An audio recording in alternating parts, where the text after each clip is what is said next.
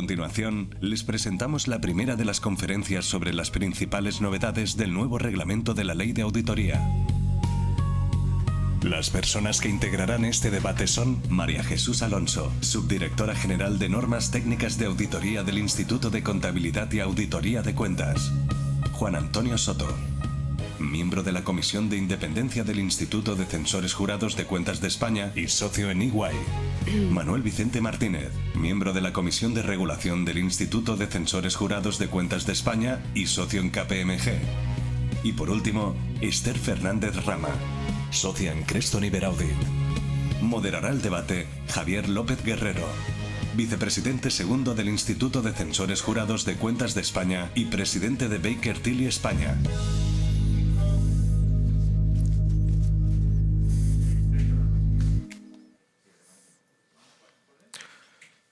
Buenos días. Quiero saludar a todos los participantes que nos están siguiendo, que como nos ha dicho nuestro presidente Ferran, han superado los 1.400 inscritos, lo que nos da idea de la gran trascendencia y el interés que suscita este tema. Quiero saludar y agradecer la participación a los ponentes, en especial a María Jesús Alonso, que nos acompaña, nuestra invitada estrella, que es, como todo el mundo sabe, la subdirectora de Normas Técnicas de Auditoría del Instituto de Contabilidad y Auditoría de Cuentas. Pretendemos abordar en esta sesión un repaso general sobre lo que pueden ser las principales novedades del reglamento, así como otros aspectos que, sin ser tan novedosos, sí que requieren una especial atención por el desarrollo que se ha producido. Para ello, queremos hacer un planteamiento de un breve coloquio a través de 5 bloques de temas, y vamos a abordar cuestiones de la entrada en vigor del reglamento, aspectos de independencia, documentación, un tercer bloque sobre documentación del trabajo de auditoría en sede del consolidado, un cuarto bloque sobre auditorías de entidades de interés público y finalmente un quinto bloque que espero que nos dé tiempo a abordar con otros asuntos. Pero antes de entrar al análisis de estos bloques, me gustaría aprovechar la presencia de María Jesús, que está como representante de nuestro regulador y supervisor, el ICAC, para que nos pueda explicar a su juicio, siquiera en 5 breves minutos, porque los asuntos que recoge el reglamento desde luego son numerosos y de gran importancia, pero ¿qué aspectos, María Jesús, te gustaría destacar en general sobre esta nueva regulación? Bueno, las novedades casi las ha enumerado prácticamente todas la subsecretaria, entonces yo tampoco me quiero repetir en lo que ya se ha dicho. Para mí, una de las novedades fundamentales del reglamento es que nos ha puesto en el siglo XXI, es la digitalización. La digitalización para el ICAC, puesto que todas las comunicaciones con el ICAC van a ser a través de vía electrónica. O sea, vamos a olvidarnos ya del papel. Todas las comunicaciones no solo con los auditores, sino también con otros terceros con los que se relaciona el ICAC.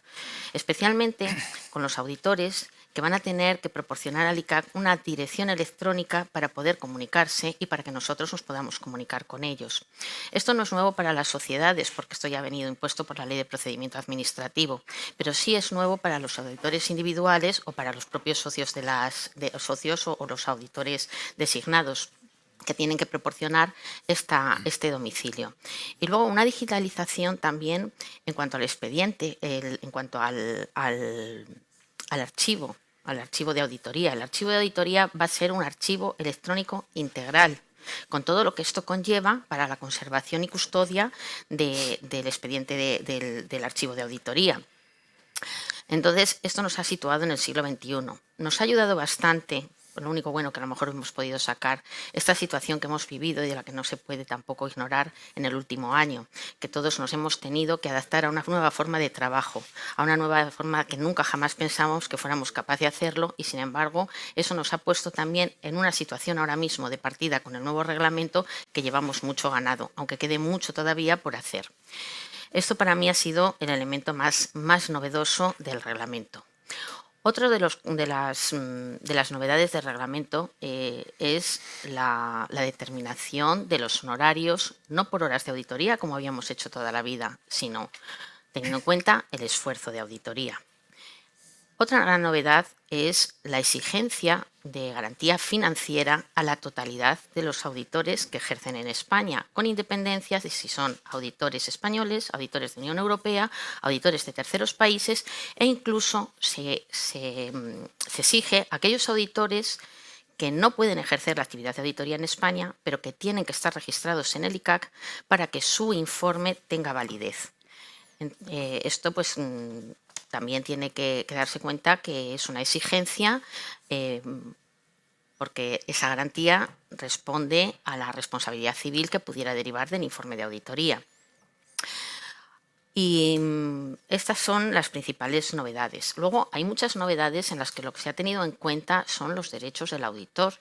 Derechos que a lo mejor no estaban demasiado protegidos. Por ejemplo, la designación por registro mercantil se tenía 3 días para el nombramiento. Eso, cualquiera que sepa un poquito de auditoría sabe que 3 días no da para poder estudiar si se puede aceptar un informe de auditoría o si se puede hacer un trabajo de auditoría, con lo cual hemos dado 10 días. Y también, como consecuencia de los problemas que había con la designación mercantil, se le facilita al auditor que pueda exigir la garantía de sus honorarios, de tal forma que si no se le garantizan, el auditor pueda renunciar al encargo. Se fomenta y se refuerza bastante el deber de documentación dentro de todo el reglamento. No solamente la documentación de los papeles de trabajo, sino documentación que se debe dejar constancia para proporcionar determinada información al ICAC, como es en el tema de las consolidadas. Debe de hacerse un informe detallado cuando no se tiene acceso a lo mejor a la documentación de los consolidados. O documentación de la valoración de las amenazas. Cuando una amenaza es insignificante, la documentación de cómo se han hecho los juicios para concluir que una amenaza es insignificante. Y ya que vamos a decir de todo el archivo de auditoría, incluso de la documentación de las consolidadas. Esto creo que son los aspectos más importantes. Luego hay otros aspectos que también era una demanda solicitada por el sector, y es que se computara un número mayor de formación práctica antes de haber finalizado la formación teórica para el acceso al ROAC. Bueno, pues se ha aumentado al 50% y se cambia el cómputo. Antes se computaba por horas y ahora se computa por años. También nos permite que aquellos años en el trienio que tenemos que hacer la formación continua, si tenemos un ahorro de exceso de horas de formación continua, nos permite que en el siguiente trienio, en el primer año, podamos compensar hasta 15 que ya hemos hecho en exceso en el trienio anterior. Entonces, todos estos yo creo que son ventajas y que facilitan también la tarea del auditor. Muy bien, pues muchas gracias, María Jesús. Vemos que efectivamente hay muchas novedades más allá de las que ahora a continuación comentaremos. Y vamos a pasar, si os parece, ya al primer bloque, que sería el de la entrada en vigor. Para eso quería contar con Esther.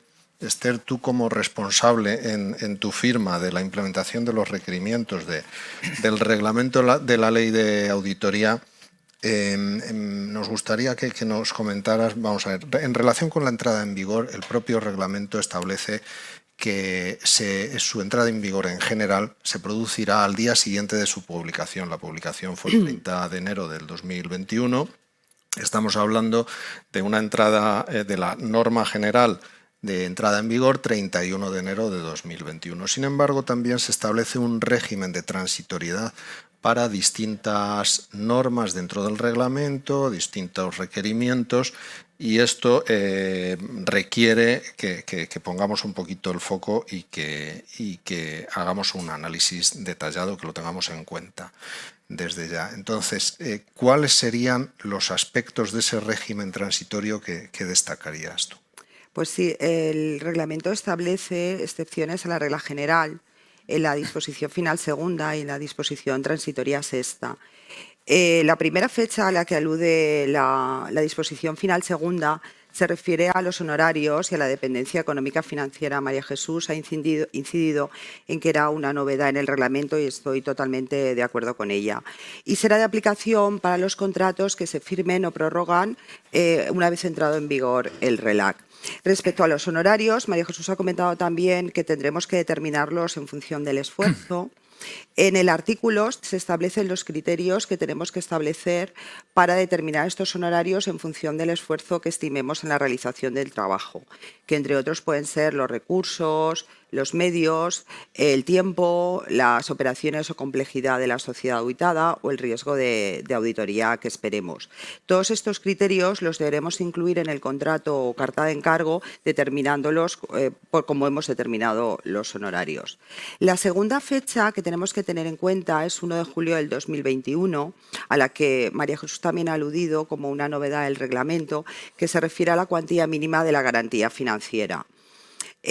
A partir de esta fecha, la garantía mínima será de 500.000 euros frente a los 300.000 anteriores por cada persona física que realice la actividad de auditorías de cuentas en España, y en el caso de sociedades se deberá multiplicar por el número de socios, sean auditores o no, o por aquellos auditores que haya designado la sociedad para firmar informes en su nombre independientemente de los socios. Tendrá la condición de cuantía mínima en años sucesivos. La última fecha relevante a la que alude la disposición final segunda es 1 de julio del 2022 y afecta a los capítulos de organización interna, independencia y estructura organizativa de los auditores que auditen sociedades de IP, así como al artículo 72.2, deber de conservación y custodia. En este sentido, sí que es cierto que tendremos que incidir en controles para garantizar la custodia, integración y recuperabilidad de la información, y como María Jesús ha comentado, tendremos que realizar un archivo informático por cada trabajo de auditoría. Todas estas cuestiones serán tratadas en la sesión posterior. La disposición transitoria sexta, por último, también establece excepciones a la regla general que afecta a los capítulos de modalidad de auditoría de cuentas, independencia y organización interna, siempre que modifiquen el régimen anterior a la entrada en vigor del RELAC. Y será de aplicación para aquellos trabajos de auditoría de cuentas anuales, estados financieros o documentos contables correspondientes a ejercicios económicos que se cierren con posterioridad a la entrada en vigor del RELAC. Estas son las excepciones a la regla general. Muy bien, pues muchas gracias, Esther. Y vamos a pasar al siguiente bloque, que sería el de independencia. Para ello quiero contar con la opinión de María Jesús y de Juan Antonio. Y quiero empezar con María Jesús comentando una situación que se produce, que es muy común en todas las firmas y auditores. A ver, el artículo 61.4 del reglamento de la Ley de Auditoría de Cuentas, que a su vez desarrolla el artículo 23 de la Ley de Auditoría de Cuentas sobre prohibiciones posteriores a la finalización del trabajo de auditoría, concreta que serán aplicables las restricciones de los apartados 1 y 2 a cualquier persona del equipo cuando, no habiendo finalizado el trabajo de auditoría, abandonen la firma de auditoría al auditor de cuentas. Es una situación muy común que miembros de nuestros equipos dejen la firma para ir al cliente o para ir en general al sector, a otras empresas. Entonces, desde el punto de vista del regulador, María Jesús, ¿qué consejos o qué recomendaciones podríamos tener para implantar medidas que controlen este riesgo de incumplimiento de independencia? A ver, esto sí que ha sido una novedad, porque esto no estaba anteriormente ni en el texto refundido ni en el reglamento anterior. Teníamos contempladas, y de hecho la ubicación de este artículo, claro, ahora que ya después de tanta tramitación, la ubicación no es adecuada, pero no había otra ubicación. La ubicación tendría que ser situaciones que se dan mientras se está realizando la auditoría, no con posterioridad a la auditoría, que es lo que contempla el 23 de la LAC. Pero aquí había un vacío legal. Si estamos llevando a cabo una auditoría y uno de los miembros del equipo, no todos los miembros del equipo, sino aquellos que tienen capacidad para influir en el resultado de la auditoría, se quiere ir a trabajar a la entidad auditada, la verdad es que lo primero que ocasiona es un descalabro a la sociedad de auditoría, porque le genera una incompatibilidad y tendría que abandonar ese trabajo de auditoría. Los trabajos de auditoría, si es una entidad pequeña, puede la entidad auditada que no suponga un gran problema, pero si estamos auditando una entidad de interés público, el descalabro puede ser tremendo. Y esto, si tenemos previsto que al año siguiente cualquiera de estos miembros no se puede ir a trabajar a la sociedad auditada, mucho menos mientras estamos realizando una auditoría. ¿Cómo podríamos evitar esta situación? Hombre, yo soy en la parte reguladora, no tengo que dar las soluciones, pero desde luego yo si estuviera en vuestra parte yo lo tendría en cuenta, tendría en mis procedimientos internos unas cláusulas en el contrato de auditoría que si esa sociedad a la que estoy auditando se lleva a uno de los miembros que está participando en el trabajo, lo pague. Que asuma no solamente el que dejó de realizar esas auditorías, sino tendría en cuenta lo que llaman en derecho el lucro cesante. Y luego también lo tendría en cuenta en los contratos laborales. Ahora mismo sabemos que se pueden incluir cláusulas de todo tipo y no sería una cláusula, sería una cláusula totalmente legal, el intentar blindar y proteger mi trabajo para la sociedad auditada. Muy bien. Muchas gracias. Juan Antonio, tú como miembro de la Comisión de Independencia del Instituto de Censores, y que desde que se publicó el reglamento, desde luego habéis tenido un intenso trabajo analizando todas estas cuestiones. ¿Hay algún aspecto que te gustaría destacar en relación con este asunto? Bueno, yo creo que refrendando un poco lo que ha comentado la subdirectora general en el tema de la marcha de nuestros profesionales a otras compañías, bueno, yo creo que es un aspecto positivo en la carrera profesional de los auditores, pero hay que vigilar estas situaciones en que se incorporen a clientes de auditoría donde puede causar pues, bueno, un elemento bastante distorsionador, ¿no?, en cuanto a la independencia del auditor. Pero yendo un poco a otros aspectos del reglamento, Javier, que me comentas, a ver, a mí me gustaría destacar el artículo 37, ¿vale?, que trata un poco de efectuar una cierta armonización de lo que es la delimitación de los servicios que se pueden prestar en determinadas situaciones entre compañías auditadas PIE, compañías auditadas no de interés público. Digamos, el régimen de independencia para las entidades de interés público pues se ha introducido en la Ley de Auditoría de Cuentas, en la LAC, en el aspecto que comento de los servicios a partir del artículo 39, que hace referencia al artículo 5 del reglamento, y establecía que, bueno, que para aquellas entidades controladas pero que estuviesen domiciliadas fuera de la Unión Europea, pues bueno, concretaba tres aspectos, tres servicios que quedaban completamente incompatibilizados, ¿no?, que eran, bueno, por supuesto, participar en la toma de decisiones, los servicios de contabilidad y el diseño e implantación de sistemas de control interno. Esta cuestión no parecía, o bueno, quizás podía crear ciertas dudas de su transposición en la normativa española para las entidades no PIEs, quizás no estaba tan particularizado esta cuestión, y lo que hace, pues bueno, el artículo 37 yo creo que armoniza o equilibra o equipara, ¿no?, este régimen de limitación de los servicios en aquellas participadas controladas fuera de la Unión Europea, pues lo equipara entre lo que es el régimen al que está sujeto las entidades de interés público con el régimen al que están sujetos las entidades no de interés público, ¿no?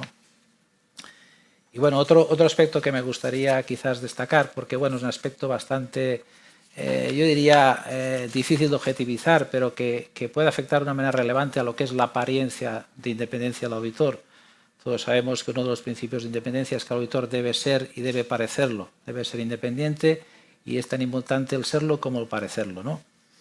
Entonces, el artículo 46 del reglamento ha tratado de introducir, y yo creo que un esfuerzo de objetivizar en lo posible el concepto de insignificante o intrascendente para los regalos y obsequios, ¿vale?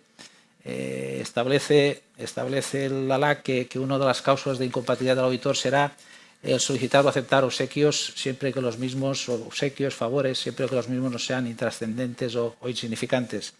El artículo 46 del reglamento ha tratado de añadir alguna orientación al respecto, pues indicando que serán insignificantes pues aquellos en que atendiendo a su naturaleza, a su escasa importancia relativa, pues se produzcan, digamos, en el curso normal del ejercicio de la auditoría y que de alguna manera pues no tengan la intención o el objeto de afectar, ¿no?, a la posición de escepticismo del auditor y a sus conclusiones o objetividad. Aquí yo quería aprovechar esta ocasión mencionando este artículo para preguntar a la subdirectora general cuál sería la expectativa del regulador de cuál podría ser, ¿no?, o cuál el comportamiento del auditor en estas circunstancias, ¿no? Bueno, es un artículo realmente difícil. La redacción de ese artículo fue de las más laboriosas porque cada vez que tenemos que definir algo que no se puede tocar, que no se puede medir, es realmente muy complejo. Entonces, estamos en el mundo de los conceptos jurídicos indeterminados. Como esto es muy difícil y además también juega la forma de pensar de cada uno, a la vista está que todos, pues, lo que para una persona puede ser significativo, puede no serlo para otra. Entonces, estamos en el mundo de la auditoría y hablar de significatividad en el mundo de la auditoría ya nos lleva a un terreno donde ya nos permite que todos sabemos lo que es significativo y lo que no es significativo, pero lo referimos a lo significativo conforme al trabajo que estamos realizando. Entonces, si yo estoy haciendo una entidad auditada, una auditoría sobre una del IBEX, el concepto de relatividad, si lo comparo conmigo, puede ser muy grande. Entonces, ¿cómo lo llevo y cómo lo aterrizo? Pues con el sentido común. O sea, con el sentido común y como tú has dicho, el elemento de apariencia en auditoría es prácticamente todo. O sea, puede ser independiente, pero si no lo aparentas, no te sirve.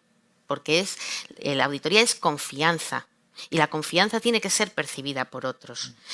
Si otro tercero, que es para quien es el informe no solamente es para el que te ha contratado en la auditoría, el informe es para los terceros, percibe que no hay esa independencia porque estás comprado por favores o comprado por regalos, tu informe no va a tener validez. Pues todos sabemos lo que es insignificante. Significante quiere decir sin valor y quiere decir sin valor de forma generalizada.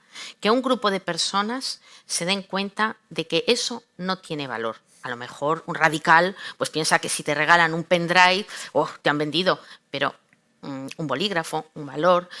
Yo no soy partidaria de que digan 50 euros, eso cada firma que determine cómo va a hacerlo.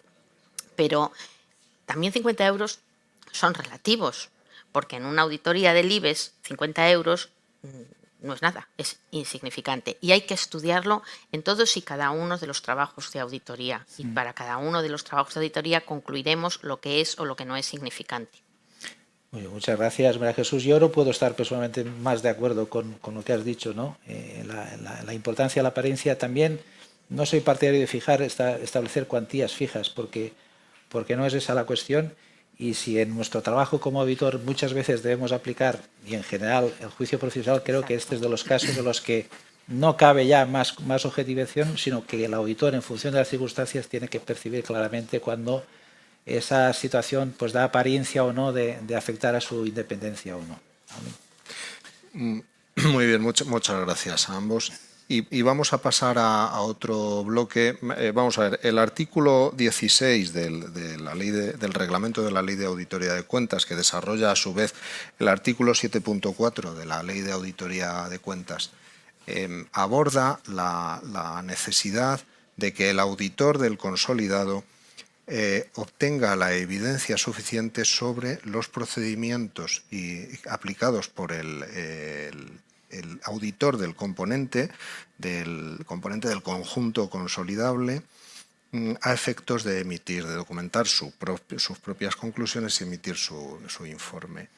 En este sentido, María Jesús, esto no deja de ser un requerimiento que de algún modo que ya estaba, ¿no? Sin embargo, el reglamento sí que ha procedido a profundizar en los requerimientos, a clarificar algunas cuestiones, y en este sentido nos gustaría que nos compartieses cuáles son esos requerimientos que se han subrayado y que tenemos que tener en cuenta.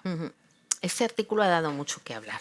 Yo cuando he visto las revistas he visto que es un artículo que ha sido injustamente criticado. Injustamente criticado porque tampoco aporta la novedad de incluir o subir a rango normativo reglamentario algo que teníamos en las normas internacionales que son aplicables en España, es decir, en las NIASES. El artículo del que parte y por el que se desarrolla el artículo 16, partimos del artículo 7.4 de la ley. En el artículo 7.4 de la ley, que es copia de la directiva, se dice que el auditor del consolidado asume la responsabilidad plena y en esta responsabilidad plena tiene que hacer una evaluación y una revisión de los papeles de trabajo de los auditores que forman parte, de los componentes de los auditores que forman parte del grupo consolidado.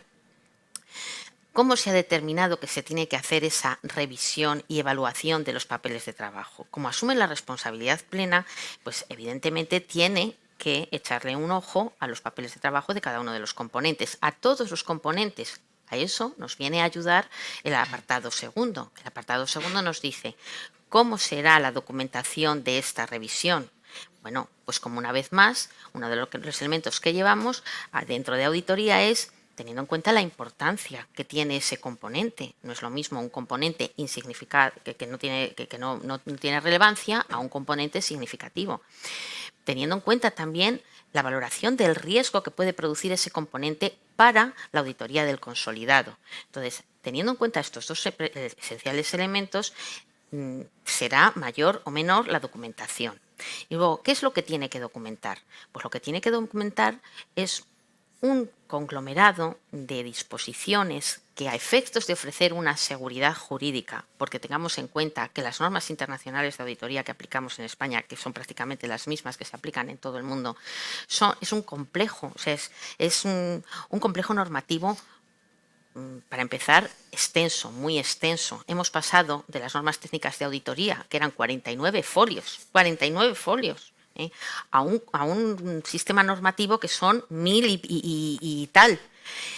Y como todas hacen referencia de unas a otras, no todos los auditores tienen a lo mejor grandes equipos para entender perfectamente esas normas. Y la ley de auditoría y el reglamento de auditoría es para todos los auditores. Se ha intentado dar seguridad jurídica y facilitar lo que se tiene que documentar, de tal forma que tienen que valorar los riesgos que le produce, tienen que determinar, de acuerdo con esos riesgos, que determinen qué pruebas van a dar respuesta a esos riesgos, que si hacen unos muestreos se cumpla también lo que se dice en la guía de muestreo, es decir, que se determine que quede constancia de cómo se ha determinado la muestra, cuáles han sido los criterios, si ha habido desviaciones, si han investigado las desviaciones. Todo esto que ya estaba en las normas internacionales de auditoría.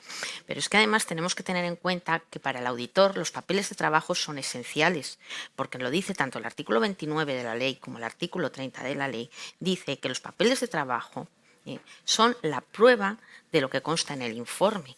Y los papeles de trabajo, y esto ha sido siempre así en auditoría, tienen que servir para la reejecución de la auditoría. Y en las auditorías, para que sean de calidad, luego va a ir el de control de calidad a revisarla y tiene que reejecutarla. Entonces, esa es la importancia que se le ha querido dar a la documentación en el consolidado, pero es que en todo el reglamento se da importancia a la documentación de auditoría, porque como os he comentado antes, son numerosos los artículos en los que se hace referencia a la documentación. Simplemente en las amenazas, dice que se documente cómo se lleva a cabo la valoración de las amenazas. Que se documente todo el archivo de auditoría, también todo lo que está muy en paralelo con el archivo de auditoría, con cómo se tiene que documentar. Y esto pues obedece simplemente eso, a dar seguridad jurídica a todos los auditores.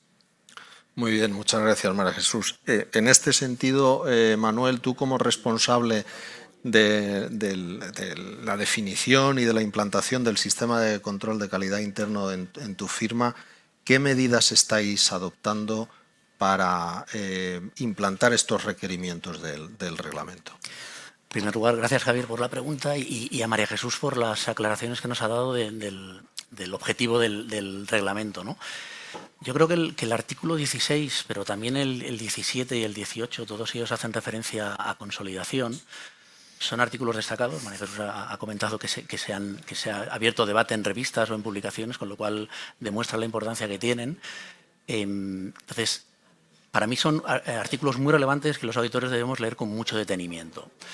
El artículo 16 en concreto, el que estamos hablando, habla de la evaluación y documentación que tenemos que tener los auditores de un consolidado en nuestros papeles de trabajo sobre la evaluación y revisión de los papeles de trabajo de los auditores de los componentes.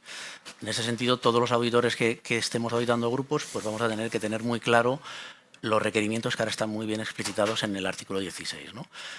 Contestando a tu pregunta, es difícil establecer una respuesta genérica que sirva para todos, ¿no? Porque seguramente hay que analizar caso a caso, pero sí que creo que se pueden dar algunas ideas genéricas, ¿no? En concreto, en nuestra firma lo primero que hemos hecho es, primero, analizar y leer en detalle el reglamento, en este aspecto el artículo concreto, pues tanto los departamentos de práctica como de riesgos, como de calidad, para ver exactamente si estamos cumpliendo o si nos queda algo por cumplir. Haremos sesiones formativas también con nuestros profesionales para que todo el mundo tenga claro cuando está trabajando en un grupo lo que tiene que tener, lo que tiene que hacer, como dice María Jesús, que esto está en las normas, pero para que no haya ninguna duda de lo que debemos dejar documentado en los papeles de trabajo. Y en ese sentido, ponernos a trabajar. Entonces, ¿cuál va a ser la forma? No lo sé, o sea, no hay, yo creo que tampoco hay una fórmula mágica, ¿no? O sea, hay que recordar exactamente no voy a repetirme, pero voy a resumirlo muy rápido lo que ha dicho María Jesús. O sea, en los papeles de trabajo debemos incluir, aparte de los riesgos, pues debemos pedirle a los auditores de los componentes varias cosas. Les debemos pedir que nos digan el momento de realización de las pruebas, la naturaleza de las mismas, la extensión de las mismas. Como ha dicho María Jesús, si hay poblaciones, pues debemos hablar de cuál es la población que están utilizando para hacer esas pruebas sustantivas, cuáles han sido los criterios de selección de las muestras, si hay desviaciones o errores que ha hecho el auditor para analizarlo, si ha habido extrapolaciones, etcétera, ¿no? Y por último, eso deberemos documentarlo, las discusiones que tengamos con el auditor y las conclusiones, ¿no? Entonces, lo primero que tenemos que hacer, desde mi punto de vista, es en un entorno de auditoría de grupos, que puede haber componentes nacionales, pero sobre todo internacionales, y ahora entenderéis por qué matizo el tema de internacionales. Debemos ver si nuestras instrucciones de auditoría recogen todos estos apartados. Porque si no lo recogen, lo primero que tenemos que hacer es replantearnos, revisitarlas y hacer las modificaciones que sean necesarias para que incluyan estos conceptos. Y cuando digo hacerlo, lo digo, yo creo que además de hacerlo, hay que hacerlo relativamente rápido, ¿no? ¿Por qué? Porque, sobre todo con auditores extranjeros, pueden percibir que si en el pasado no les estábamos pidiendo alguna documentación concreta, pues pueden percibir que les estamos ampliando el trabajo que tienen que realizar y puede haber algún motivo de resistencia o incluso de negatividad, ¿no? Entonces, es importante anticipar esa potencial discusión que podríamos tener con un auditor de un componente para explicarle que esto no es más que intentar cumplir con las normas internacionales de auditoría, para dejar bien documentado en los papeles de trabajo todo el papel de trabajo de la auditoría del consolidado y que no requiere más. Pero sí que percibo que pudiera haber en algún componente de fuera de España, no en España, porque los auditores españoles todos no sabremos el reglamento y no habrá ninguna duda, pero en algún componente de fuera pudiera haberlo. Y para acabar un poco sobre la forma de hacerlo, pues bueno, no hay una fórmula mágica. Entonces, mi opinión es que en general, pues la mayor parte de nosotros va a optar por la vía de hacer o de solicitar un memorándum muy completo y muy detallado, explicativo de todos estos puntos para que los tengamos bien soportados y podamos documentarlos adecuadamente en los papeles de trabajo. Es posible que desempolvemos alguna técnica que utilizábamos más en el pasado, como eran los checklists, en donde le hacíamos preguntas concretas a los auditores de los componentes, y ahí a lo mejor pues puede ser una vía dependerá también del volumen del grupo, ¿no? Pero puede ser una vía válida, o sin duda una combinación de ambos, ¿no? De pedirle en los checklists a lo mejor preguntas concretas sobre poblaciones, muestras, resultados, etcétera, y luego un memorándum explicativo de qué han hecho, cómo lo han documentado, los riesgos, etcétera, ¿no? Y también estoy seguro, antes María Jesús hablaba de la digitalización, ¿no? Entonces, hemos cambiado, nuestra forma de trabajar ha cambiado y cada vez es más común estos espacios colaborativos entre auditores de grupo y componentes, ¿no? Yo estoy seguro que esto se va a potenciar muchísimo en el futuro porque el auditor del grupo va a poder colgar allí las instrucciones y el auditor del componente va a poder colgar allí documentos y memorándums, etcétera, y puede ser una forma muy ágil de colaborar, ¿no? Y siento a lo mejor decir que no hay una fórmula mágica, pero es un poco mi impresión general de una primera lectura, o bueno, una primera no, ya llevo varias, de este artículo sosegada, ¿no? Muy bien, muchas gracias. Entonces vamos a pasar al siguiente bloque, si os parece, que es el de auditoría de entidades de interés público. Al margen de los requerimientos específicos de independencia y de organización interna, organización del trabajo, que recoge el reglamento, me gustaría que María Jesús nos pudiera comentar qué otros requerimientos para este tipo de entidades nos pide el reglamento. Bueno, tiene un capítulo definido para las entidades de interés público, como lo tiene la ley, porque sigue la misma estructura que la ley, pero yo quiero destacar que una de las novedades que se incluyen en el reglamento es que en el registro oficial de auditores de cuenta constará la información sobre los auditores de aquellos, se informará quiénes auditan entidades de interés público y quienes no auditan entidades de interés público. Y esto sí es una novedad. ¿Por qué?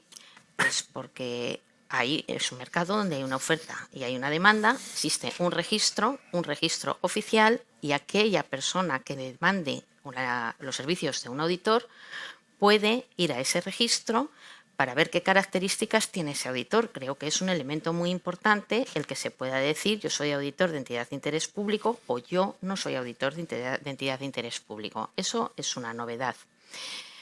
Otra de las novedades, el informe de transparencia no es una imposición nueva, porque esto ya venía del reglamento europeo, pero el informe de transparencia sí se perfilan determinados aspectos que debe de tener el contenido del informe de transparencia. Y luego también se establecen en el reglamento establece numerosos artículos, establecen plazos de obligaciones que se establecían en la ley y que ahora te dice cuándo tienes que cumplir con esas obligaciones. Bueno, pues en este caso, respecto al informe de transparencia, se establece también el plazo de cuándo tiene que ser comunicado al ICAC.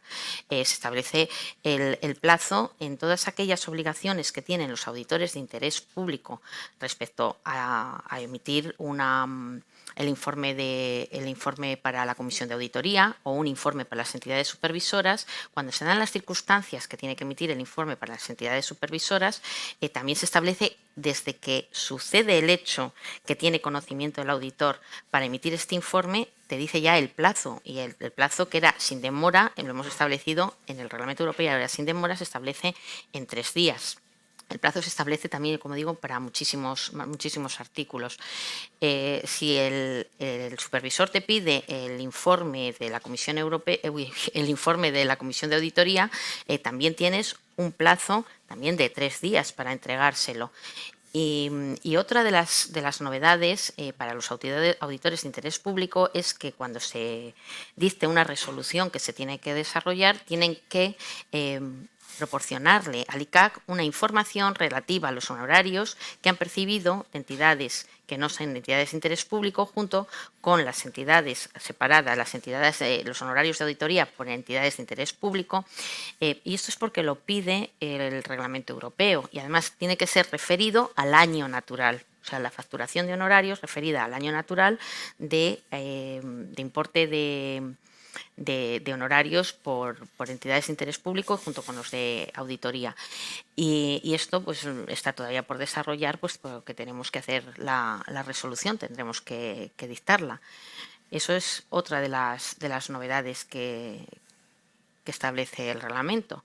Todas las demás novedades, bueno, también establece, ajusta los baremos de las limitaciones de independencia Por ejemplo, el del artículo 52, que se aplica para los servicios y para las situaciones, se entiende que incompatibiliza o no compatibiliza si supera unos porcentajes determinados en el artículo 52. Se reducen a la mitad, al igual que se reduce a la mitad el del artículo 45 y al igual que se reduce a la mitad el del artículo 53.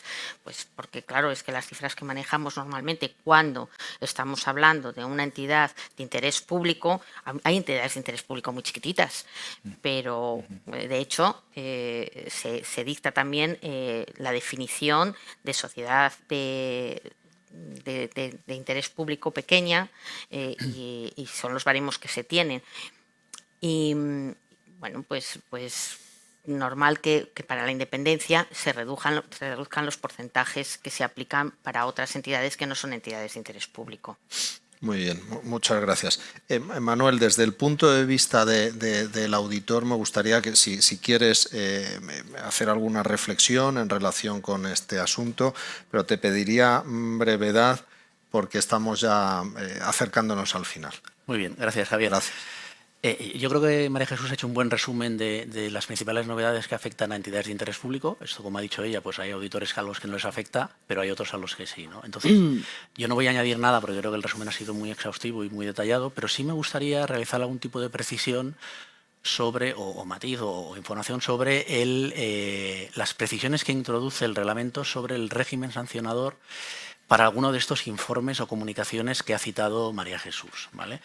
Y especialmente en cómo se determina o cómo interpreta el reglamento, cómo precisa cuando la información de estos informes o comunicaciones pueda ser considerada que contiene, digamos, información sustancialmente incorrecta o incompleta. Porque esto es lo que puede determinar el que puedas tener una sanción grave o muy grave, dependiendo el caso, ¿no? Entonces, centrándome y rápidamente en los tres principales documentos o comunicaciones que ha comentado María Jesús. El primero es el informe de transparencia. Ahí el reglamento precisa claramente una serie de aspectos que para mí lo que hace es destacar y considerarlos los más relevantes, que son, por un lado, la descripción de la red del auditor, por otro lado, todo lo relacionado con el sistema de control de calidad interno de los auditores, también, evidentemente, y no podía ser de otra forma, el listado de entidades de interés público,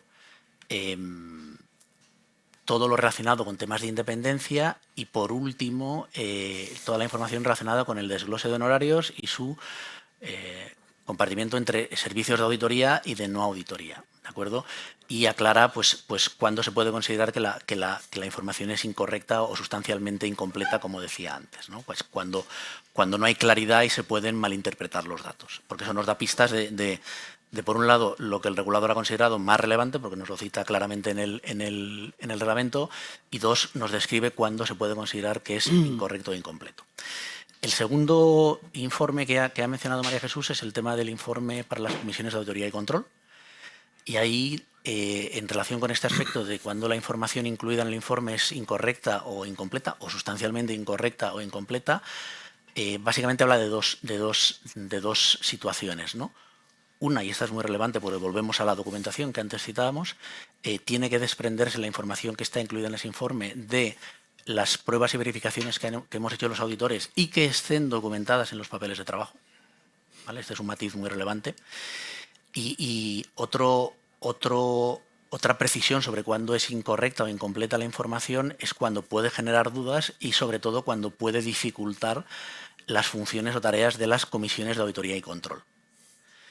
Y por último, el otro no es un informe, es una comunicación, pero también muy relevante, es la comunicación a las autoridades supervisoras, porque, como bien dice María Jesús, aquí lo relevante es que se ha fijado el plazo de 3 días, que yo lo definiría como exigente, y lo dejamos ahí porque realmente es un plazo importante, pero entiendo que sea un plazo corto, ya la ley hablaba de sin demora. Y ahí claramente también cuando el reglamento indica que la información será sustancialmente incorrecta o incompleta cuando pueda dificultar las tareas de las autoridades supervisoras.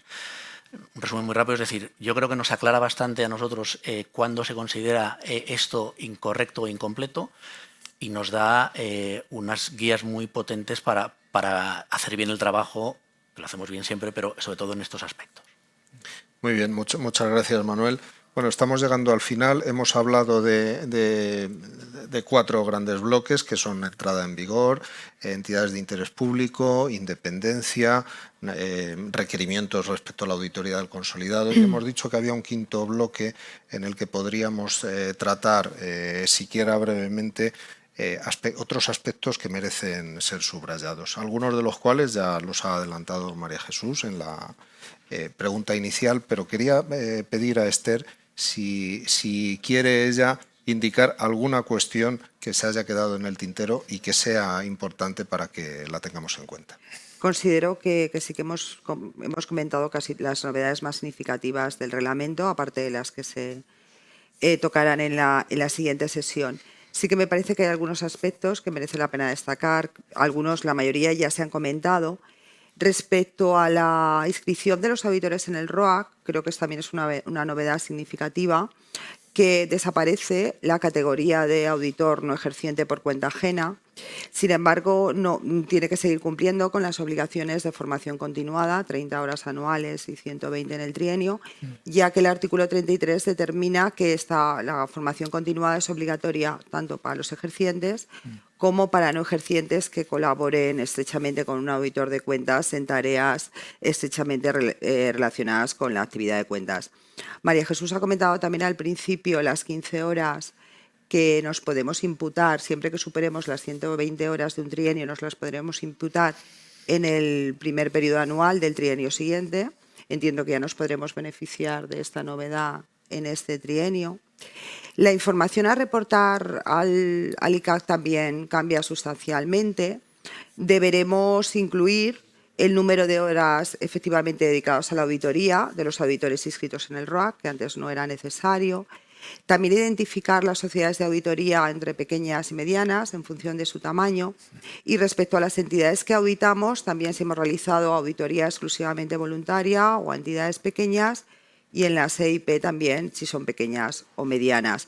Actualmente siguen en vigor los modelos 02 y 03 hasta que el ICAC desarrolle los nuevos modelos. Y creo que esos son todos los aspectos más importantes a destacar, puesto que el tema de las comunicaciones por vía electrónica lo ha comentado María Jesús, estoy totalmente de acuerdo con ella.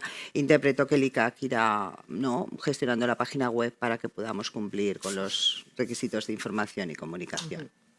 Muy bien, muchas gracias, Esther. Llegamos al final, hemos estado tratando temas novedosos, cambios importantes. Vemos que no todos algunos son requerimientos sin duda exigentes que nos obligarán a adoptar medidas organizativas y de control estrictas, pero eso será otro capítulo que podremos abordar en la sesión siguiente. Y con esto agradecer de nuevo a los participantes su asistencia, a María Jesús, por supuesto, su participación enriquecedora y a todos los asistentes virtuales que hayan estado conectados. Muchas gracias. Gracias.